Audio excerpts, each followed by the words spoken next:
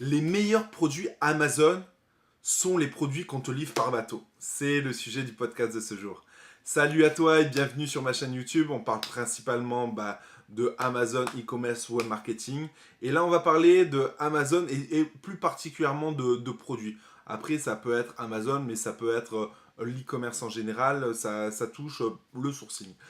Pour moi, un bon produit, c'est un produit qui coûte cher ou un produit qui est volumineux parce que il va être expédié par bateau. Pourquoi c'est une chose très très intéressante ou c'est une chose que je mets en avant? C'est parce que concrètement, les personnes qui vont... déjà, ça va trier les gens qui font de l'express par DHL, UPS, etc. ou par avion, par transitaire, par avion en mode charter, etc. ou en mode cargo et ceux qui font par bateau. Ceux qui font par bateau, psychologiquement, déjà, il y a beaucoup plus d'investissement à effectuer. Et du coup, ça va faire un gros tri sur plus de 60%, je dis un chiffre au hasard, mais plus de la moitié des personnes déjà ne vont pas faire ce type de produit-là, si c'est pas beaucoup plus. Et du coup, votre produit, il risque d'être, voilà, déjà d'avoir beaucoup moins de concurrents. En plus de ça, ce qui est super intéressant, c'est que généralement, ces produits se vendent beaucoup plus cher. Et même si le panier moyen, le prix du produit reste coûteux, peut vous coûter 5, 10, 15, 20 euros, voire 25 euros le produit, vous allez le vendre peut-être entre 60 et 100 euros. Mais la marge, elle reste intéressante.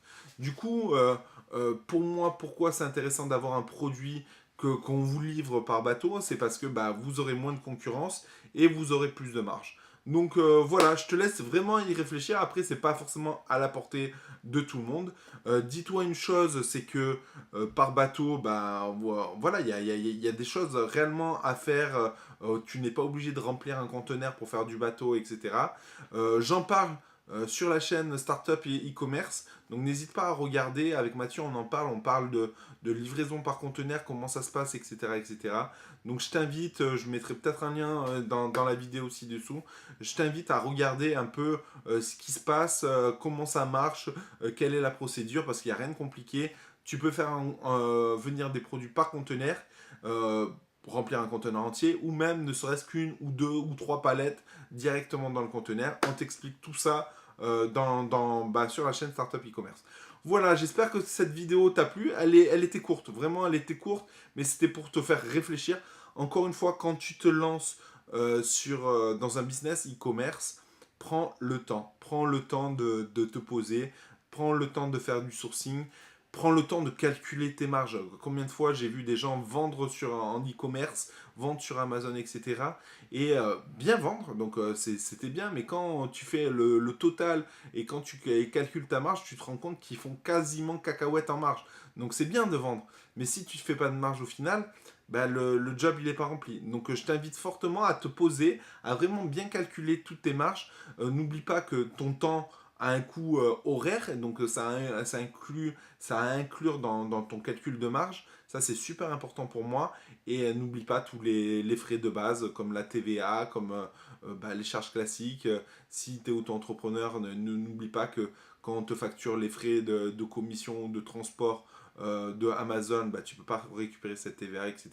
Ça, c'est les erreurs de base que je peux voir. Donc, fais attention réellement à ça.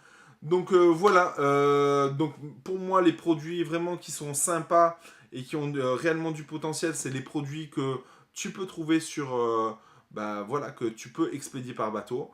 Ne l'oublie pas, encore une fois, c'est pas fait pour tout le monde, il faut avoir quand même un certain budget pour ça, parce que n'oublie pas que le bateau, le délai de livraison est beaucoup plus long, donc par rapport au réapprovisionnement, ça va être aussi beaucoup plus long.